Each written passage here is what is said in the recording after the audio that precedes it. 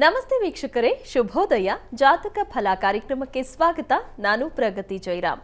ಇವತ್ತಿನ ಸಂಚಿಕೆಯಲ್ಲಿ ಈ ದಿನದ ವಿಶೇಷತೆ ಜೊತೆಗೆ 12 ರಾಶಿಗಳ ಫಲಾಫಲ ಹೇಗಿದೆ ಅಂತ ನೋಡೋಣ. ಹಾಗೆ ನೀವು ಕಳುಹಿಸಿರುವಂತಹ ಸಂದೇಶಗಳತ್ತ ಸಹ ಗಮನ ಹರಿಸಲಾಗುತ್ತೆ. ಮೊದಲಿಗೆ ಪ್ರಾಜ್ಞರಾದ ಶ್ರೀಕಂಠ ಶಾಸ್ತ್ರಿ ಅವರನ್ನ ಕಾರ್ಯಕ್ರಮಕ್ಕೆ ಸ್ವಾಗತಿಸೋಣ. ಶಾಸ್ತ್ರಿಗಳೇ ನಮಸ್ಕಾರ, ಕಾರ್ಯಕ್ರಮಕ್ಕೆ ಸ್ವಾಗತ. ನಮಸ್ಕಾರಗಳು. ಶಾಸ್ತ್ರಿಗಳೇ, ಮೊದಲಿಗೆ ಈ ದಿನದ ವಿಶೇಷತೆ ಬಗ್ಗೆ ತಿಳಿಸ್ಕೊಡಿ. ಶ್ರೀ ಗುರುಭ್ಯೋ ನಮಃ. ಹರಿ ಓಂ.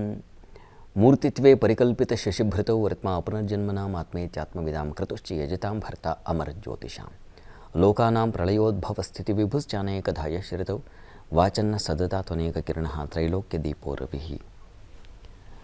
ವೀಕ್ಷಕರೆಲ್ಲರಿಗೂ ಶುಭೋದಯ, ಶುಭ ಬೆಳಗು. ಈ ದಿನದ ಸಂದೇಶಗಳನ್ನು ಪರಿಶೀಲಿಸುವ ಪೂರ್ವದಲ್ಲಿ ಇವತ್ತಿನ ಪಂಚಾಂಗವನ್ನು ಗಮನಿಸಿಕೊಳ್ಳೋಣ. ಶ್ರೀ ಶೋಭಕೃ ನಾಮ ಸಂವತ್ಸರ, ಉತ್ತರಾಯಣ, ಶಿಶಿರ ಋತು, ಮಾಘ ಮಾಸ, ಶುಕ್ಲ ಪಕ್ಷವಾಗಿದೆ. ಈ ದಿವಸ ಶನಿವಾರವಾಗಿರ್ತಕ್ಕಂಥದ್ದು. ಅಷ್ಟಮಿ ತಿಥಿ, ಕೃತ್ತಿಕಾ ನಕ್ಷತ್ರ ಈ ದಿವಸ ಶನಿವಾರ, ಅಷ್ಟಮಿ ಕೂಡ ಇರತಕ್ಕಂಥದ್ದು. ಸಾಮಾನ್ಯವಾಗಿ ಅಷ್ಟಮಿಯನ್ನು, ಶನಿವಾರವನ್ನು ಮತ್ತು ಕೃತ್ತಿಕಾ ನಕ್ಷತ್ರ ಇವು ಮೂರು ಕೂಡ ವರ್ಜ್ಯ, ಅಗ್ರಾಹ್ಯ ಅಂತ ಹೇಳಬಹುದು. ಅಂದರೆ ಶುಭ ಕಾರ್ಯಗಳಿಗೆ ಈ ಒಂದು ಆಯ್ಕೆ ಮಾಡಿಕೊಳ್ಳೋದಿಲ್ಲ. ಈ ವಾರವನ್ನಾಗಲಿ, ಈ ಒಂದು ನಕ್ಷತ್ರವನ್ನಾಗಲಿ, ಅಥವಾ ಈ ದಿವಸವನ್ನಾಗಲಿ. ಹೀಗಾಗಿ ಏನು ಮಾಡಬಹುದು? ಶನೈಶ್ಚರ ಶನಿವಾರಕ್ಕೆ ಅಧಿಪತಿ. ವಸ್ತುತಃ ನಮ್ಮ ಕರ್ಮಗಳನ್ನು ಪಾಕ ಮಾಡ್ತಕ್ಕಂಥವನು. ನಾವು ಏನಾದರೂ ಕೆಲಸ ಮಾಡ್ತಿದ್ದೀವಿ ಅಂತಂದರೆ ಒಂದು ಒಳ್ಳೆಯ ಕೆಲಸ ಆಗಿರುತ್ತೆ, ಇಲ್ಲ ಕೆಟ್ಟ ಕೆಲಸ ಆಗಿರುತ್ತೆ. ಎರಡೇ ಬಗೆಯ ತಾನೇ ಇರ್ತಕ್ಕಂಥದ್ದು. ಒಂದು ಶುಭ ಕಾರ್ಯ, ಮತ್ತೊಂದು ಬೇಡದೇ ಇರತಕ್ಕಂಥ ಕೆಲಸ. ಈ ಸಾಮಾನ್ಯವಾಗಿ ನಮಗೆ ಕಷ್ಟಗಳು ಬರೋದು ಈ ಕರ್ಮ, ನಾವು ಮಾಡ್ತಕ್ಕಂಥ ಕೆಲಸ ಯಾವುದು, ಅದು ಯಾವ ಬಗೆಯದ್ದು, ಒಳ್ಳೆಯದ್ದ ಕೆಟ್ಟದ್ದ, ಇದರ ಮೇಲೆ ಬರ್ತದೆ. ಅದು ಜನ್ಮಾಂತರಗಳಿಂದಲೂ ಅಂಟುಬಿಡುತ್ತೆ. ಒಂದು ಪ್ರಸಿದ್ಧವಾದ ಮಾತಿದೆ, ಅಭ್ಯಾಸ ಸಾರಣಿ ವಿದ್ಯಾ ಬುದ್ಧಿ ಕರ್ಮಾನುಸಾರಣಿ ಅಂತ. ಅಭ್ಯಾಸ ಓದ್ತಕ್ಕಂಥದ್ದು,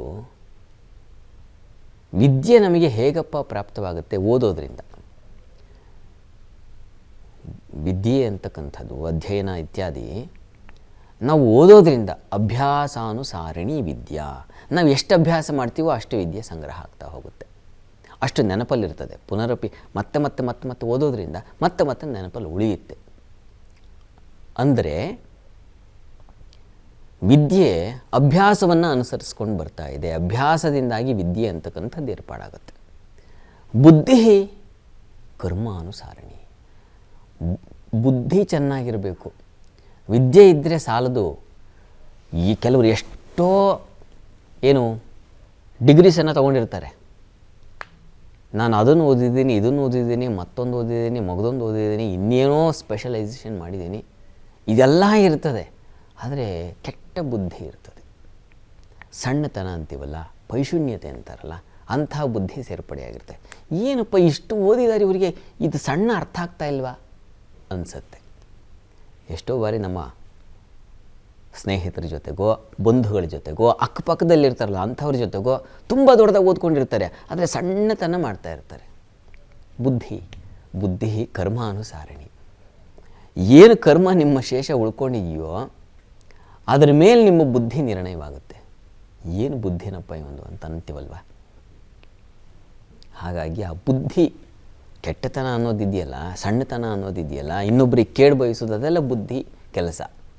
ಯಾಕೆ ಹಾಗೆ ಮಾಡ್ತಾ ಇರುತ್ತಪ್ಪ ಅಂದರೆ ಕರ್ಮ ಅನುಸಾರಣಿ. ಏನೋ ಆ ಕೆಟ್ಟ ಕರ್ಮ ಮಾಡಿರ್ತೀವಲ್ಲ, ಶೇಷ ಗಂಟು ಉಳಿದಿರುತ್ತಲ್ಲ, ಅದು ಪ್ರಾರಬ್ಧಕ್ಕೆ ಬಂದು ಸಂಚಿತವಾಗಿರ್ತಕ್ಕಂಥದ್ದು ಪ್ರಾರಬ್ಧದಲ್ಲಿ ಪ್ರಕಟವಾಗ್ತಾ ಇರುತ್ತೆ.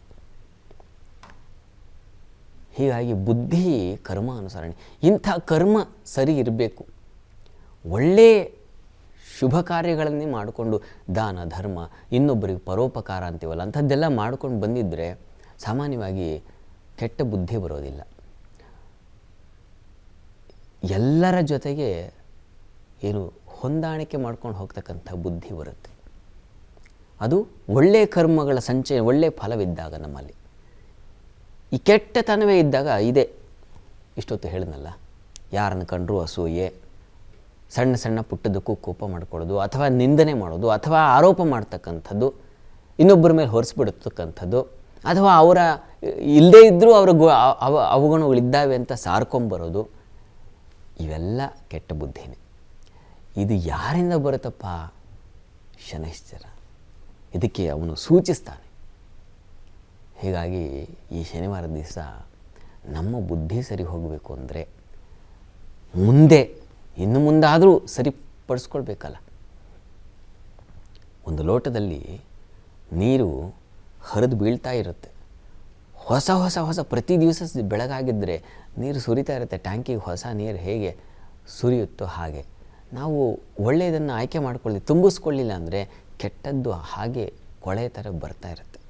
ಹೀಗಾಗಿ ಇದನ್ನು ಸರಿಪಡಿಸು ಅಂತ ಹೇಳಿ ಇದನ್ನು ನಾವು ಒಂದು ಜಾಲರ ಅಥವಾ ಈ ಹಿಟ್ಟನ್ನು ಜರಡಿ ಅಂತೀವಲ್ಲ, ಹಿಟ್ಟನ್ನು ಹಿಡಿಯೋದು ಹಾಗೆ ನಮ್ಮ ಕರ್ಮಗಳನ್ನು ಜರಡಿ ಹಿಡಿಬೇಕು.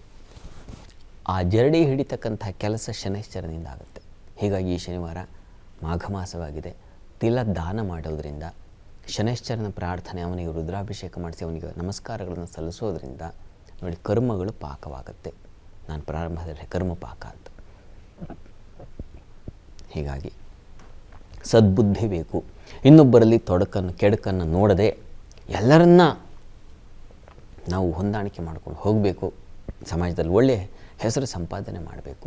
ಓದಿದ್ರೆ ಸಾಲದು, ಒಳ್ಳೆಯ ಸಂಸ್ಕಾರವೂ ಇರಬೇಕು. ಸಂಸ್ಕಾರ ಅನ್ನೋದು ಇದೆಯಲ್ಲ, ಅದು ತುಂಬ ಮುಖ್ಯ. ಮಕ್ಕಳಿಗೂ ಹೇಳ್ಕೊಳ್ಬೇಕು ಇದನ್ನೆಲ್ಲ.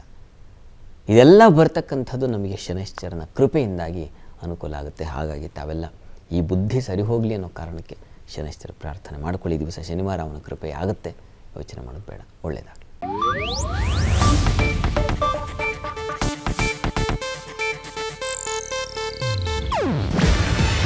ಇದು ಏಷ್ಯಾನೆಟ್ ನ್ಯೂಸ್ ನೆಟ್ವರ್ಕ್ ಪ್ರಸ್ತುತಿ. ನೀವು ನೋಡ್ತಿದ್ದೀರಾ ಏಷ್ಯಾನೆಟ್ ಸುವರ್ಣ ನ್ಯೂಸ್.